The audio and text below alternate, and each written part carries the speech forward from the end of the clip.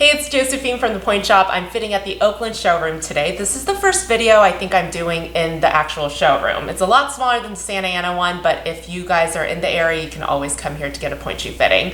I'm fitting Gabriella today, and one of our PTs actually sent her over to me because she broke her right tibia, and she's now coming back onto Pointe, and we wanted to check out the shoe that she was already in, and we're basically going to get her a rehab shoe before she goes on to a different shoe that she's going to end up with eventually. So the first thing that I'm noticing right now, even when she's standing on flat, the shoe kind of curves in, so it's already making that sickling look.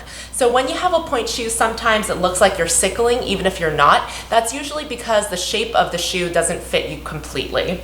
And also if you look at the side of her foot is kind of bubbling over a tiny bit. So the profile of the shoe is a little bit too low, and it seems like it is a tiny bit narrower too, but this shoe is the widest in this particular model, so she basically just maxed out in this shoe. So you want the shoe to look as straight as possible because the shoes are made in a straight last. There's no left or right, so you want to make sure that your shoes look as straight as possible.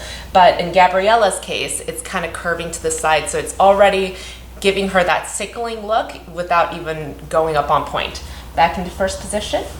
Okay, step up onto Pointe.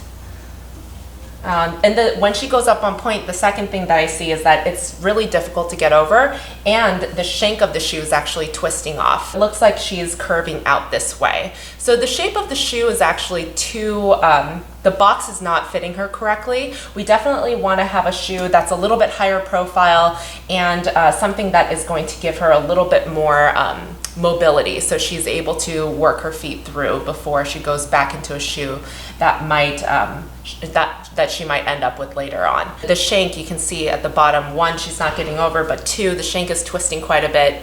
Unfortunately, with Gabriella's type of foot, it does twist in a lot of shoes, so you want to make sure that the shape of the shoe is really well done because a lot of shoes are going to twist on her. A couple things that I'm going to do for Gabriella. Again, this is probably not the shoe that she's going to end up with, but this is the shoe that she's going to work through. So I think she might be in the shoe for a couple times, and then we'll move on to a different shoe after that. But I'm going to shorten the vamp of the shoe.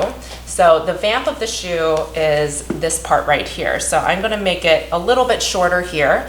I'm going to go a little bit wider, and I'm going to go to a shoe that might twist a little bit less on her.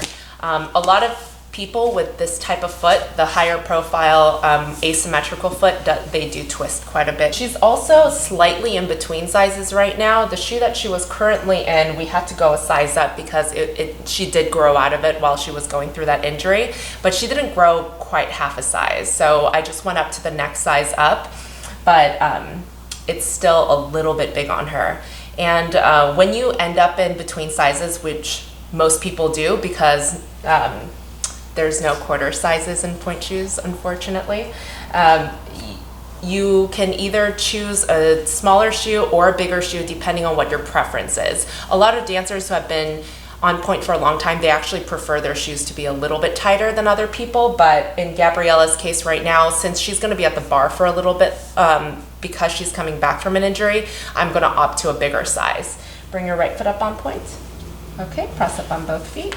Very good. So in this shoe, she's actually getting over much better. There's no space between the shoe and the floor at the top of her platform, and she's twisting much less. So can you go into parallel for me?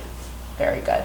And you can see that she's curving a lot less. She still doesn't have a complete range of motion on her right side yet, but this shoe is going to really help her do that. Instead of having a shoe that makes you curve a little bit, then your alignment will be a little bit off, so you're kind of relearning to go up on Pointe in the wrong way. So we definitely want to have something that you can be a little bit straight. You can see it's curving a lot less, but like I mentioned before, the type of foot that she has, it is a higher profile foot and it curves in a little bit more naturally. So a lot of shoes are going to twist on her. So if I give her a shoe that's a little bit too tapered, then it's probably going to do that.